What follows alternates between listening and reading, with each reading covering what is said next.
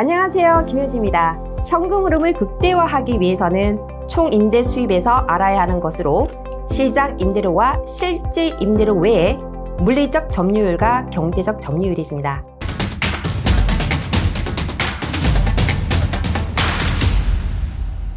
물리적 점유율은 세입자가 점유하는 물리적 공간을 건물에 사용 가능한 총 임대 가능 공간 또는 단위수와 비교하여 측정한 값으로 임대부동산이 생산하는 총 월간 또는 연간 임대료를 측정한 값입니다.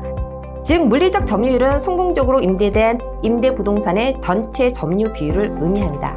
경제적 점유율은 성공적으로 임대된 임대부동산의 전체 점유 비율에서 실제로 임대료를 지불하고 있는 세입자 수를 나타내는 값입니다. 따라서 경제적 점유율 평가는 임대부동산의 재무 성과를 나타내기 때문에 물리적 점유율보다 중요하다고 볼 수 있습니다. 그럼 물리적 점유율과 경제적 점유율의 이해를 돕기 위해서 예를 들어 설명해 보겠습니다. 홍길동은 임대부동산으로 10개의 다가구 주택을 가지고 있습니다. 10개 유닛이 모두 같은 크기이고 같은 구조로 방과 욕실의 개수 역시 같다고 가정합니다. 따라서 월 임대료는 각 유닛당 $1,000입니다. 현재 10개의 유닛 중 8개가 세입자에 의해 점유되어 있고 2개의 유닛이 공실일 경우 총 월 임대료는 $8,000이고 총 연 임대료는 $96,000입니다. 10개의 유닛이 연간 모두 점유가 되어 있을 경우 받을 수 있는 총 연간 임대료는 $120,000. 현재 8개의 점유된 유닛에서 받고 있는 총 연간 임대료는 $96,000입니다. 따라서 $96,000 나누기 $120,000는 0.08, 즉 여기서 물리적 점유율은 80%입니다. 그러나 실제로 7명의 세입자가 현재 임대료 $1,000를 지불하고 1명의 세입자가 $600를 지불하는 경우 경제적 점유율은 다음과 같이 달라집니다.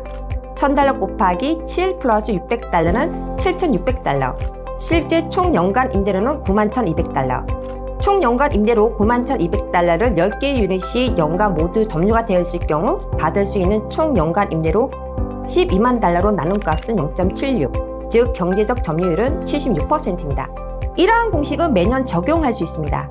위치가 좋고 관리가 잘 된 건물에서는 일반적으로 경제적 점유율이 90% 이상일 것으로 예상합니다. 이보다 적으면 근본적인 관리 문제나 건물에 문제가 있음을 나타낼 수 있습니다.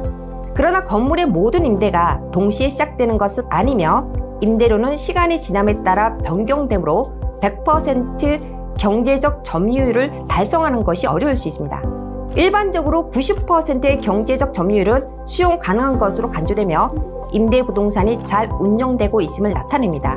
물론 100%의 경제적 점유율이 이상적이지만 드문 일입니다. 그러나 경제적 점유율이 몇 달 동안 지속적으로 90% 미만인 경우 이는 분명 해결이 필요할 것입니다. 그럼 점유율이 예상보다 낮을 수 있는 이유에 대해 알아보겠습니다. 첫째, 공실률입니다. 임대할 유닛이 수리 및 개조가 필요하거나 이웃 또는 경제와 같은 외부 요인으로 공실률이 낮아지지 않는 경우입니다. 둘째, 요구하는 임대료가 너무 높은 경우입니다. 임대부동산이 임대료 대비 매력적이지 않거나 또는 임대료로 기존 세입자가 임대료를 지불하는 데 문제가 생기는 경우입니다. 임대료는 항상 해당 지역의 비슷한 임대료를 기준으로 해야 하지만 운영 비용도 고려해야 합니다. 임대료를 낮추면 유닛당 받는 금액이 줄어들 수 있지만 더 많은 유닛을 점유할 수 있습니다.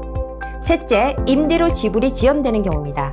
세입자와 임대 계약을 하기 전에 반드시 세입자의 현금 흐름에 대해 효과적인 심사 과정을 거쳐야 합니다. 고용 확인, 신용 점수 확인, 배경 등 신뢰할 수 있는 세입자를 선별하고 선택하는 데 필수적입니다. 반면에 세입자는 수리 등의 문제로 제대로 이행되지 않는 경우 임대료를 지불하지 않을 수 있습니다.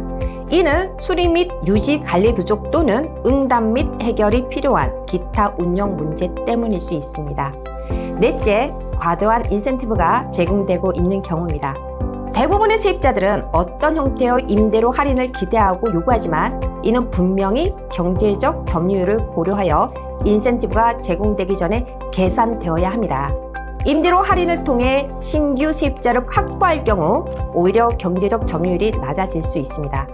이처럼 물리적 점유율과 경제적 점유율을 설명드렸듯이 투자자의 임대부동산의 진정한 점유율은 전체 유닛에서 몇 개의 유닛이 점유되어 있으며 점유된 모든 세입자들이 계약 임대료를 지불하고 있는 것을 기준으로 총 연간 임대료를 예상할 수는 없다는 것입니다.